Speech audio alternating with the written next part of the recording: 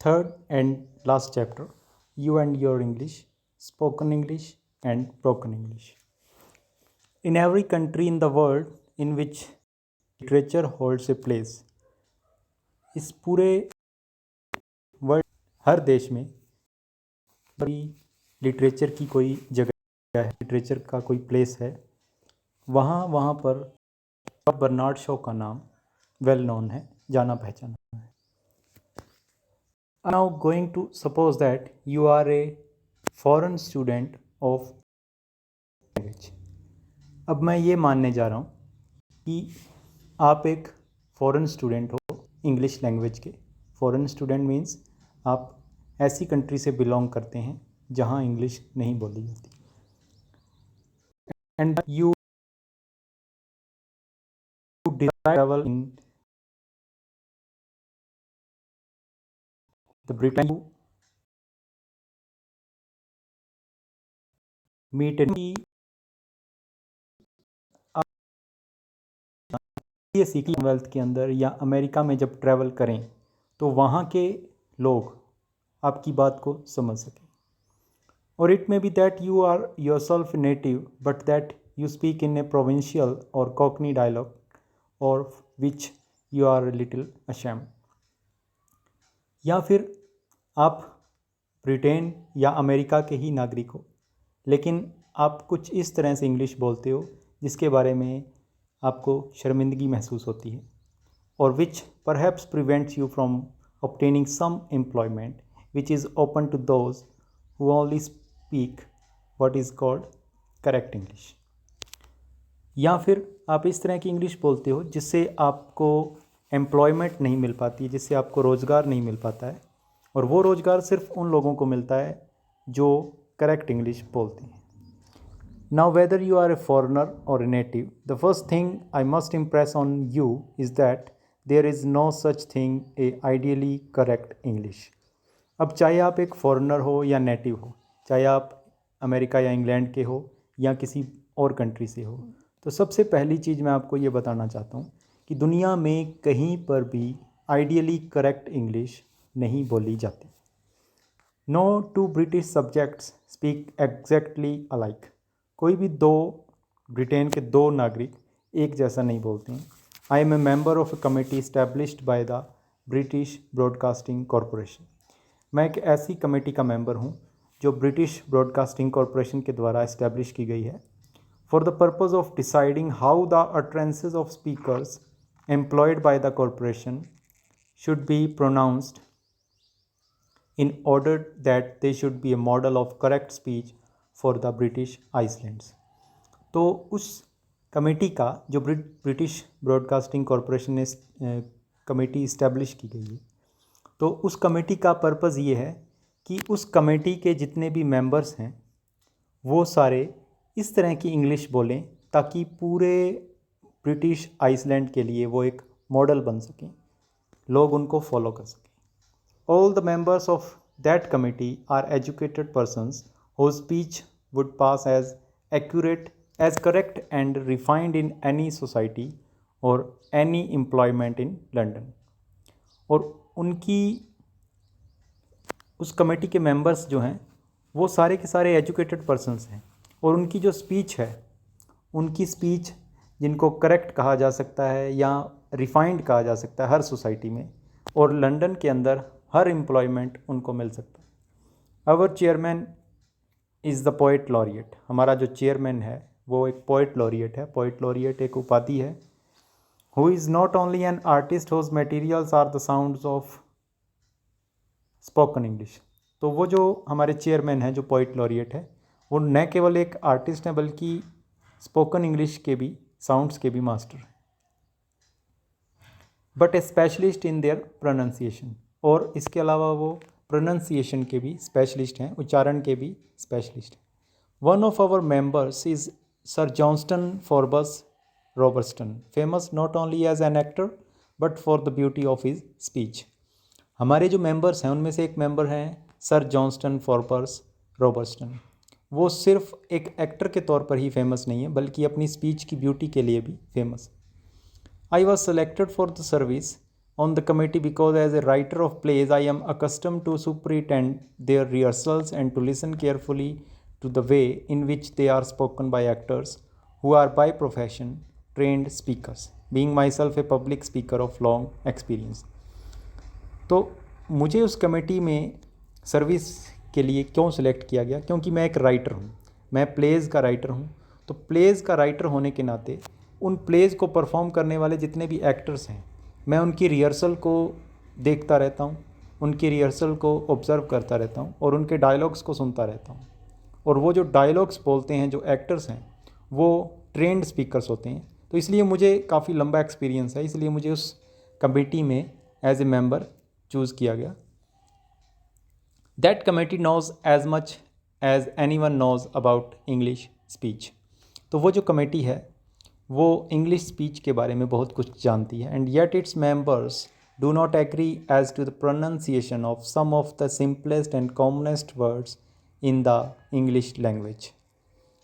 हालांकि उस कमेटी के मेंबर्स जितने भी हैं वो इंग्लिश स्पीच के बारे में बहुत कुछ जानते हैं, लेकिन उस कमेटी के जितने भी मेंबर्स हैं वो इंग्लिश लैंग्वेज के सबसे सिंपल और सबसे कॉमन वर्ड्स जो होते हैं उसके प्रोनाउंसिएशन पर एग्री नहीं करते हैं। सारे एक राय नहीं है, एक मत नहीं है। The two simplest and commonest words in any language are yes and no. तो किसी भी लैंग्वेज के अंदर सबसे सिंपल और सबसे कॉमन वर्ड्स होते हैं yes and no, but no two members of the committee pronounce them exactly alike.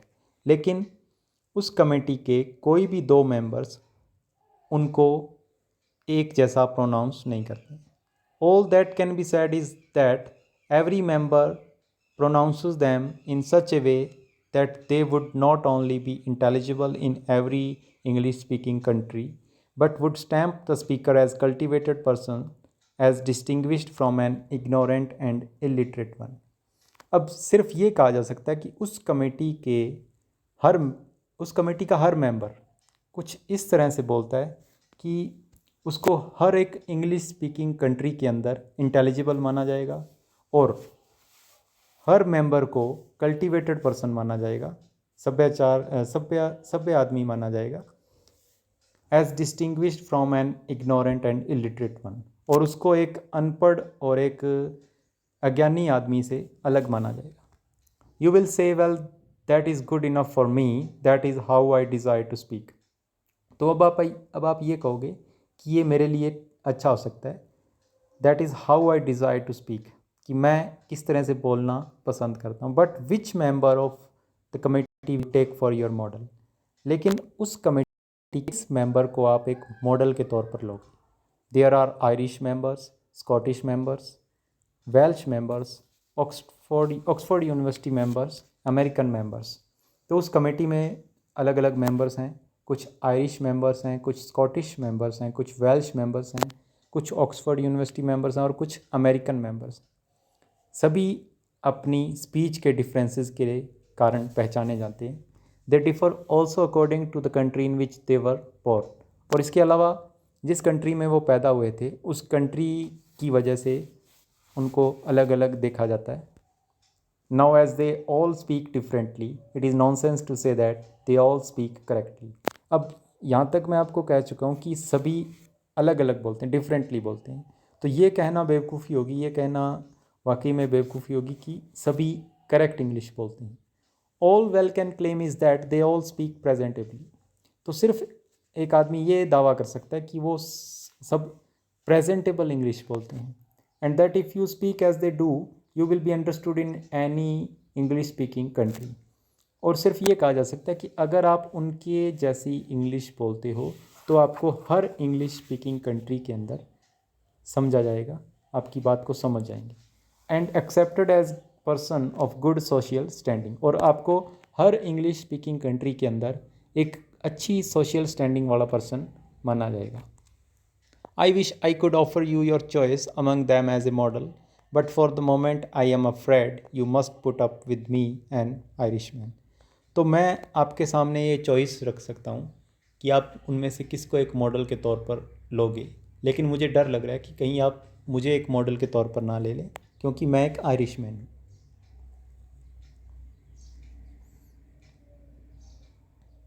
I have said enough to you about the fact that no two native speakers of English speak it alike. अब मैं आपके अब तक आपको इस fact के बारे में बहुत कुछ कह चुका हूँ कि इंग्लैंड के अंदर कोई भी दो नागरिक एक जैसा नहीं बोलते. But perhaps you are clever enough to ask me whether I myself speak it in the same way. लेकिन अब आप मेरे से ये पूछ सकते हो कि क्या मैं भी उसी तरीके से बोलता हूँ. I must confess at once that I do not. मुझे ये एकदम से ये स्वीकार करना होगा कि मैं ये कन्फेस करता हूँ, ये मैं मानता हूँ कि मैं ऐसा नहीं बोलता हूँ. Nobody does, कोई भी नहीं बोलता ऐसा. I am at present speaking to an audience of many thousands of gramophonists, many of whom are trying hard to follow words syllable by syllable. अब मैं एक पब्लिक स्पीकर हूँ, तो मैं जो बोल रहा हूँ तो मुझे सुनने वाले लगभग हज़ारों लोग हैं, और वो हज़ारों लोग मैं जो भी कुछ बोल रहा हूँ मेरे हर एक वर्ड को, हर एक सिलेबल बाय सिलेबल, हर एक वर्ड को बड़े ध्यान से सुन रहे हैं. If I were to speak to you as carelessly as I speak to my wife at home, this record would be useless. अगर मैं आपके साथ उसी लापरवाही से बात करूं जिस लापरवाही से मैं अपनी वाइफ के साथ बात करता हूं, तो ये जो रिकॉर्ड होगा ये वाकई में यूजलेस होगा. एंड इफ़ ये जो रिकॉर्ड हो रहा है ये पूरी तरह से यूजलेस होगा. And if I were to speak to my wife at home as carefully as I am speaking to you, she would think that I was going mad. और मैं अगर अपनी वाइफ के साथ उतनी सावधानी से बात करूँगा जितनी सावधानी से मैं आपके साथ बात कर रहा हूँ, तो वो सोचेगी कि मैं पागल हो रहा हूँ. As a public speaker, I have to take care that every word I say is heard distinctly at the far end of large halls containing thousands of people. तो मैं एक पब्लिक स्पीकर हूँ, तो मुझे ये ध्यान रखना पड़ता है कि जो कोई भी वर्ड मैं बोल रहा हूँ उसको सुनने वाले बड़े बड़े हॉल्स के अंदर हज़ारों लोग होंगे. But at home when I have to consider only my wife sitting within 6 feet of me at breakfast, I take so little pains with my speech that very often instead of giving me the expected answer, she says, "Don't mumble and don't turn your head away when you speak. I can't hear a word you are saying." तो जब मैं घर पर होता हूँ और मुझे पता होता है कि सिर्फ मेरी बात को सुनने वाली मेरी वाइफ है जो मेरे ब्रेकफास्ट टेबल पर मुझसे लगभग 6 फीट की दूरी पर बैठी, तो मैं अपनी स्पीच पर बहुत ज़्यादा ध्यान नहीं देता हूँ. और जब भी मैं कुछ बोलता हूँ तो उसके जवाब में मेरी वाइफ मुझे ये कहती है कि डोंट मम्बल, कि मन ही मन में मुँह ही मुँह में मत बोलो. And don't turn your head away when you speak, और जब आप बोल रहे हो तो दूसरी तरफ मुँह मत करो. I can't hear a word you are saying, मुझे एक वर्ड भी सुनाई नहीं दे रहा जो आप बोल रहे हो. And she also is a little careless, और वो भी थोड़ी लापरवाह है. Sometimes I have to say what 2 or 3 times during our meal, और कभी कभी तो खाने के दौरान मुझे 2-3 बार वट कहना पड़ता है. And she suspects me of growing differ and differ, और उसे मुझ पर यह डाउट होता है कि कहीं मैं बहरा तो नहीं होता जा रहा हूँ. तो शी डज़ नॉट से सो, हालांकि वो ऐसा कहती नहीं है. Because as I am now over 70, it might be true, क्योंकि अब मेरी 70 साल से ऊपर उम्र हो चुकी है, और ये सच भी हो सकता है मैं बहरा हो गया हूँ. No doubt I ought to speak to my wife as carefully as I should speak to a queen, कि इसमें कोई डाउट नहीं है कि मुझे अपनी वाइफ के साथ उतनी ही केयरफुली बोलना चाहिए जितना कि एक क्वीन के साथ बात करते हैं. And she to me as carelessly as she would speak to a king carefully, और उसे भी मेरे साथ उतनी केयरफुली बोलना चाहिए जितना कि एक किंग के साथ बोलते हैं. We ought to but we don't, हमें ऐसा करना तो चाहिए लेकिन हम ऐसा करते नहीं हैं. Don't by the way is short for do not. अब डोंट का मतलब डू नॉट की short form. We all have company manners and home manners, हम सभी के कंपनी मैनर्स होते हैं और होम मैनर्स होते हैं. If you were to call on a strange family and to listen through the keyhole, अगर आप किसी स्ट्रेंज फैमिली के पास जाते हो, किसी अजनबी परिवार में जाते हो, and to listen through the keyhole, और उनके घर का जो दरवाज़ा है, उस दरवाजे में जो सुराख है, उसमें से झांक कर सुनते उनकी बात को। Not that I would suggest for a moment that you are capable for doing such a very unlady or ungentleman like thing.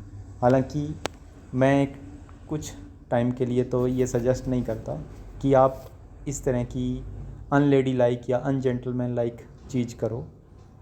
But still, if in you enthusiasm for studying languages, you could bring yourself to do it just for a few seconds to hear how a family speak to one another when there is nobody else listening to them. लेकिन फिर अगर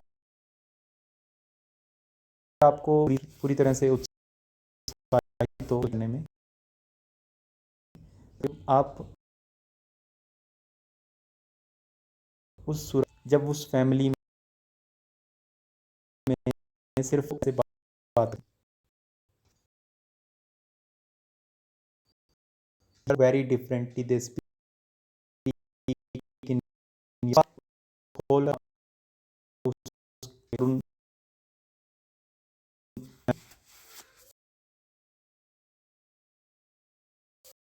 वो जो बदलाव हो बाकी में our home manners are our अगर हमारे होम मैनर्स हमारे कंपनी मैनर्स की तरह अच्छे होते हैं, and of course they ought to be much better, और वास्तव में वो होने भी चाहिए। दे आर ऑलवेज डिफरेंट, लेकिन फिर भी वो डिफरेंट होते हैं। And the greater in speech, वो ज़्यादा स्पीच में होता है और किसी चीज़ में नहीं होता। Suppose I forget to wind my watch and it stops. मान लीजिए मैं अपनी घड़ी में चाबी भरना भूल गया और ये रुक गई। तो पुराने टाइम में जो घड़ियाँ थी उनमें सेल्स यूज़ नहीं किए जाते थे, वो चाबी भरी जाती थी। तो मान लीजिए मैं अपनी घड़ी में चाबी भरना भूल गया और मेरी घड़ी रुक गई। I have to ask somebody to tell me the time. तो मुझे किसी से टाइम पूछना पड़ेगा। If I ask a stranger I say what clock is it. अगर मैं एक स्ट्रेंजर से टाइम पूछता हूँ, एक अजनबी से टाइम पूछता हूँ, तो क्या पूछता हूँ? मैं पूछता हूँ what o'clock is it, कितने बजे हैं। The stranger hears every syllable distinctly. तो जो स्ट्रेंजर है वो हर एक सिलेबल को ध्यान से सुनेगा। But if I ask my wife all she hears is clocked. लेकिन जब मैं अपनी वाइफ से पूछूंगा तो वो क्या सुनेगी? सिर्फ और सिर्फ बजे वर्ड सुनेगी। That is good enough for her but it would not be good enough for you. ये उसके लिए अच्छा हो सकता है लेकिन आपके लिए नहीं। So I am speaking to you now much more carefully than I speak to her. अब मैं आपसे बहुत ज़्यादा केयरफुली बात कर रहा हूँ, जितना केयरफुली मैं अपनी वाइफ के साथ बात नहीं करता हूँ। But please don't tell her. लेकिन प्लीज़ आप उन्हें मत बताइए। I am now going to address myself specially to my foreign hearers. अब मैं ख़ास तौर पर अपने फॉरेन हियरर्स को एड्रेस करना चाहता हूँ, उनसे बात करना चाहता हूँ, उनको कुछ कहना चाहता हूँ। फॉरेन हियरर्स मतलब आप ऐसे लोग जो इंग्लिश स्पीकिंग कंट्री से बिलोंग नहीं करते। I have to give them another meaning of quite different kind. तो मैं उनको एक वार्निंग देना चाहता हूँ अलग टाइप की। If you are learning English because you intend to travel in England and wish to be understood there, do not try to speak English perfectly. तो अगर आप सिर्फ इंग्लिश इसलिए सीख रहे हो ताकि आप इंग्लैंड में ट्रैवल करो और वहाँ के लोग आपकी बात को समझ सकें, तो आपको एक काम करना है, आपको इंग्लिश परफेक्टली बोलने की कोशिश नहीं करनी है। Because if you do no one will understand you. क्योंकि अगर आप ऐसा करोगे तो कोई भी आपकी बात को समझ नहीं सकेगा। I have already explain that though there is no such thing as perfectly correct English. मैं आपको पहले से ही एक्सप्लेन कर चुका हूँ कि दुनिया में कहीं पर भी परफेक्टली करेक्ट इंग्लिश नहीं बोली जाती है। There is presentable English which we call good English. एक प्रेजेंटेबल इंग्लिश होती है जिसे हम गुड इंग्लिश कह सकते हैं। But in London 999 out of every 1000 people not only speak bad English but speak even that very badly. लेकिन London के अंदर 1000 में से 999 लोग इंग्लिश बुरी बोलते हैं, और सिर्फ बुरी इंग्लिश नहीं बोलते, उस बुरी इंग्लिश को बुरे तरीके से बोलते हैं. You may say that even if they do not speak English well themselves, they can at least understand it when it is well spoken. अब आप ये कहोगे कि अगर वो अच्छी इंग्लिश नहीं बोलते हैं, अगर वो अच्छी तरह से नहीं बोलते हैं, तो क्या उनके सामने कोई अच्छी इंग्लिश बोलेगा या अच्छी तरह से इंग्लिश बोलेगा तो क्या वो उनकी बात को समझ नहीं सकेंगे? They can when the speaker is English. तो इसका जवाब ये है कि हाँ, वो समझ सकते हैं, लेकिन जब बोलने वाला इंग्लैंड से बिलोंग करता हो. But when the speaker is a foreigner, the better he speaks the harder it is to understand him. लेकिन जब बोलने वाला विदेशी हो तो जितना अच्छा, जितना बेहतर वो बोलेगा, बोलने की कोशिश करेगा, तो वहाँ के लोगों के लिए उसको समझना उतना ही मुश्किल हो जाएगा.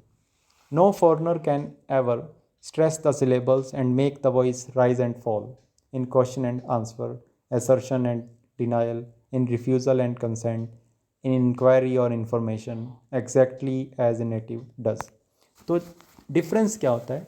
डिफरेंस ये होता है कि इंग्लैंड का जो सिटीज़न है, इंग्लैंड में रहने वाला, वो जब इंग्लिश बोलता है तो उसके क्वेश्चन और आंसर में, असर्शन और डिनायल में, रिफ्यूज़ल और कंसेंट में, इंक्वायरी और इन्फॉर्मेशन में एक राइज एंड फॉल होता है, उतार चढ़ाव होता है. लेकिन एक फॉरेनर ऐसा नहीं कर सकता है. Therefore the first thing you have to do is to speak with a strong foreign accent. तो इसलिए सबसे पहली चीज़ आपको ये करनी है, आपको फॉरेन एक्सेंट के साथ बोलना है. एंड स्पीक ब्रोकन इंग्लिश, और ब्रोकन इंग्लिश बोलने की कोशिश करनी है. That is English without any grammar. Broken English मतलब बिना किसी ग्रामर के. Then every English person to whom you speak will at once know that you are a foreigner. तो जब आप ब्रोकन इंग्लिश बोलोगे तो इंग्लैंड का हर नागरिक ये समझ जाएगा कि आप एक फॉरेनर हो, आप विदेशी हो. And try to understand you and be ready to help you. और वो आपको समझने की कोशिश करेगा और आपकी हेल्प करने के लिए तैयार रहेगा. He will not expect you to be polite and to use elaborate grammatical phrases. तो वो कभी भी ये एक्सपेक्ट नहीं करेगा कि आप पोलाइटली बिहेव करो या ग्रामेटिकल फ्रेजेस को यूज़ करो. He will be interested in you because you are a foreigner. तो वो आप में इंटरेस्ट लेगा सिर्फ और सिर्फ इसलिए क्योंकि आप एक फॉरेनर, आप बाहर के हो. And pleased by his cleverness in making out your meaning and being able to tell you what you want to know. तो आप चाहे कितनी भी ब्रोकन इंग्लिश बोल रहे हो, तो वो आपकी बात को समझकर खुश हो जाएगा और आपको जो कुछ भी आप चाहते हो वो बताने में मदद करेगा. If you say will you have the goodness sir to direct me to the railway terminus at Charing cross.